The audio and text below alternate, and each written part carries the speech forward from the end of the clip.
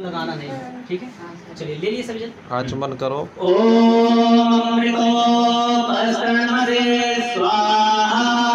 चल पान करेंगे, दोबारा फिर हाथ में लेंगे।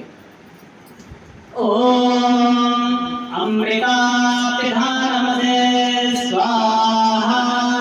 एक बार और। सत्यये सहस्रीर्मयी श्री श्रीराम स्वाहा। अब एक बार और बोलेंगे, पीछे हल्का सा क्या करेंगे, हाथ धुल लेंगे। लेफ्ट हैंड में जल ले लीजिए। इसको दो उंगलियां है ना, मध्यमा और ये अनामिका, इनको निकाल लो तुम। हाँ ये जो उंगली है ना, वाग्यमया से अस्तु मुंह में लगाएंगे। ओम नसोर में प्राणो अस्तु। ओम अक्षरोर में चक्षुरस्तु। अब कान में ओम कर्णयोर में श्रोत्रमस्तु। ओम बाहोर में बलमस्तु। ओम भूर्भुवस्सु। ओम अरिष्टानि लिंगानि तनुस्तन्वा में सहसंतो। पूरे शरीर में छींटे मार लीजिए। ये जो यज्ञ है इसके बारे में बताया गया था, दुनिया का सबसे श्रेष्ठ काम किसको कहा ऋषि ने पता है? यज्ञो वै श्रेष्ठम कर्म। मतलब दुनिया का सबसे बड़ा काम है यज्ञ करना। क्यों कहा है, मैं आपको 2-3 घटना बताता हूँ। आपने टीवी में नहीं देखा होगा, लेकिन ये महर्षि वाल्मीकि रामायण में आता है।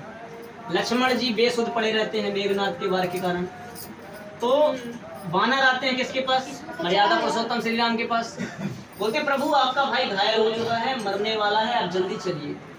तो राम मना करते थे। राम ने कहा कि नहीं, और ये लोग सुबह और शाम दोनों टाइम क्या किया करते हैं? यज्ञ किया करते हैं और ईश्वर की उपासना करते हैं।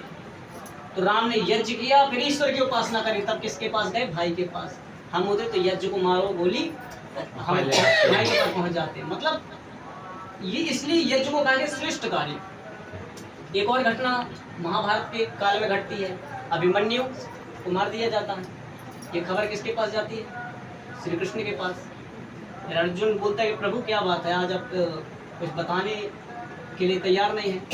तो बाद में भगवान श्री कृष्ण जी कहते हैं कि अर्जुन पहले अपन यज्ञ करते हैं।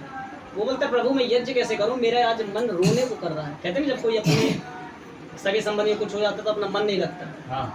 लेकिन श्री कृष्ण ने उससे यज्ञ करवाया, अर्जुन से उपासना करवाई, फिर उसके बाद फिर बताया कि तेरा जो बेटा है अभिमन्यु, वो युद्ध भूमि में क्या हुआ है, वीर गति को प्राप्त हो गया, मृत्यु को प्राप्त हो गया। तो कहने का तात्पर्य यज्ञ इसलिए दुनिया का श्रेष्ठ काम है। और यज्ञ के समय पर हम क्या करते हैं? ध्यान नहीं देते, तो ये पाप के भागी भी बनते हैं। क्योंकि तो दुनिया का जो सबसे श्रेष्ठ कार्य हो तो, और यज्ञ करने से वायु दूषित जो रहती घर की, ये बाहर चली जाती है, शुद्ध वायु अंदर आ जाती है। अब ये घर में जो सपने आते हैं कई लोगों को, अश्लील सपने आते हैं, भूत प्रीत वाले सपने आते हैं कि छाती में कोई भूत प्रीत चढ़ गया। अब लोग पहुंच गए बाबा जी के पास, तो बाबा जी ने बता दिया शनि ग्रह मंगल बृहस्पति चढ़ गया। अब हमारे ऊपर चींटी चढ़ जाती है, हमको पता चल जाता है अब शनि हमको चढ़ा, पता दूसरे को चल रहा है। यज्ञ करने से सारी जो दूषित वायु बाहर चली जाती है।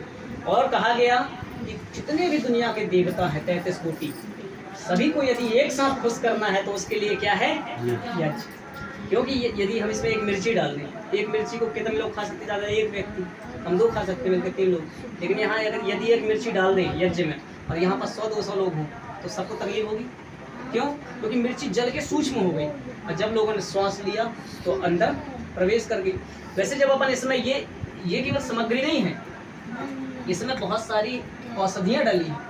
और जब घी डालते हैं तो अग्नि उसे जला के सूक्ष्म कर देती है, तो ये जो बैक्टीरिया जीवाणु है ये सब मर जाते हैं। और हमारा दुश्मन भी है तो हम उसको पता चले प्रसाद देने जाए तो ना खाए।